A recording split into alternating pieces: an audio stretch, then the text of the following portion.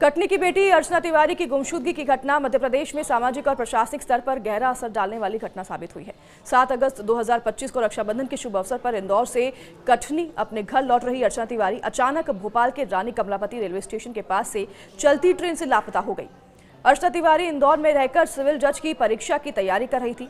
परिवार के अनुसार वह एक होनहार, मेहनती और आत्मनिर्भर युवती थी जिनका भविष्य उज्जवल था। रक्षाबंधन का त्योहार मनाने वह अपने घर लौट रही थी, लेकिन ट्रेन के रानी कमलापति स्टेशन के पास से अचानक उनका पता नहीं चल सका, या यूं कहें वो लापता हो गई।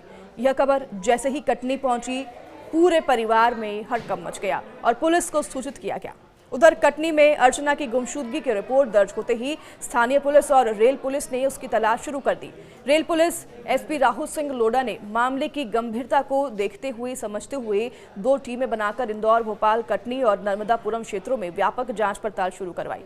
तो पुलिस ने सबसे पहले ट्रेन के उस मार्ग के सभी स्टेशनों पर सीसीटीवी फुटेज खंगाले। हालांकि शुरुआती जांच में सीसीटीवी फुटेज से अर्चना की स्पष्ट पहचान नहीं हो पाई।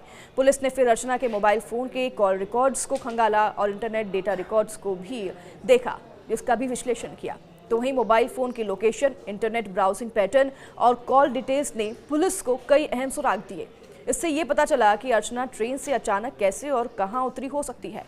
तो वहीं पुलिस ने अपने तकनीकी विशेषज्ञों की मदद से डेटा की बारीकी से जांच की, जिससे कि यह पता लगाने में मदद मिली कि यह नर्मदापुरम के पिपरिया क्षेत्र में हो सकती है, यहां पर उनके होने की संभावना है। तो वहीं अर्चना की गुमशुदगी की खबर से पूरे प्रदेश में सनसनी फैल गई। समाज के विभिन्न वर्गों ने उसकी खोज में हाथ बटाए। तो वहीं कटनी के युवा कांग्रेस नेता दिव्यांशु मिश्रा ने सूचना देने वाले को 51,000 रुपए का इनाम भी घोषित किया और इससे लोगों में जागरूकता बढ़ी और कई लोगों ने पुलिस को संभावित लीड भी दी।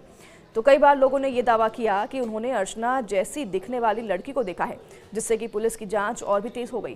तो परिवार वाले भी निरंतर पुलिस से संपर्क में थे और समाज सेवी भी खोज कार्य में लगे हुए थे। अर्चना के माता पिता और भाई बहन लगातार पुलिस के साथ रहकर जांच में सहयोग करते रहे। तो उनका कहना था कि ये अपने बच्चे को जल्द से जल्द सुरक्षित पाना चाहते हैं। इस दौरान परिवार की चिंता और बेचैनी दिन प्रतिदिन बढ़ती रही। रेल पुलिस के एसपी राहुल सिंह लोढ़ा ने जानकारी देते हुए बताया कि तकनीकी कारणों के चलते कुछ समय तक नहीं जानकारी सामने आ पा रही थी, लेकिन बाद में टीमों की सतत मेहनत और विभिन्न डिजिटल संसाधनों के सहारे आखिरकार अर्चना का पता लग गया। उन्होंने यह भी कहा कि अगर परिजनों ने शुरू में पूरी जानकारी पुलिस को दी होती तो अर्चना को जल्द ही खोजा जा सकता था। तो वहीं बता दें आपको कि लगातार आईपीडीआर के विश्लेषण से भी पुलिस को यह जानकारी मिल पाई है कि अर्चना का मोबाइल फोन उस दिन पिपरिया के आसपास सक्रिय था और इस पर पुलिस ने नर्मदापुरम के पिपरिया में संपर्क किया और परिजनों को वहीं पर बुला लिया। परिवार वाले तुरंत कटनी से रवाना हो गए और पुलिस का कहना है कि अर्चना सुरक्षित है और जल्द ही परिवार के साथ पुनः मिल जाएगी। तो वहीं अर्चना के अचानक ट्रेन से लापता होने के पीछे कई कारण हो सकते हैं। पुलिस जांच में यह भी संभावना जताई जा रही है कि वह किसी तकनीकी या फिर मानसिक परेशानी के कारण ट्रेन से उतर गई हो सकती है, लेकिन इस पर अभी तक किसी तरह की आधिकारिक पुष्टि नहीं की गई है।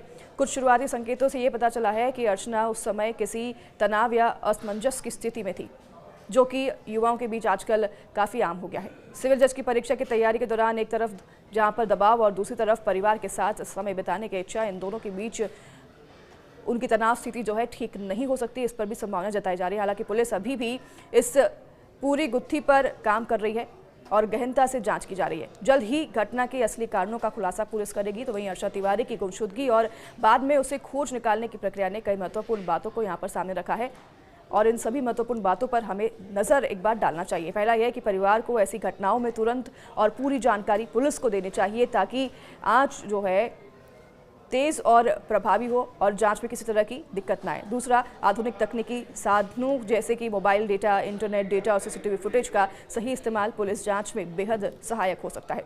तीसरा कि समाज और प्रशासन के बीच सहयोग से ऐसे मामले जल्द ही सुलझ सकते हैं। जब समाज के लोग जागरूक होंगे और प्रशासन पूरी तरह से तत्परता से कार्य करेगा तो युवाओं की सुरक्षा सुनिश्चित हो सकेगी। अर्चना तिवारी की गुमशुदगी ने पूरे प्रदेश को झकझोर कर रख दिया था, लेकिन रेल पुलिस के एसपी राहुल सिंह लोढ़ा के नेतृत्व में 2 टीमें लगातार उनकी तलाश में लगी रही।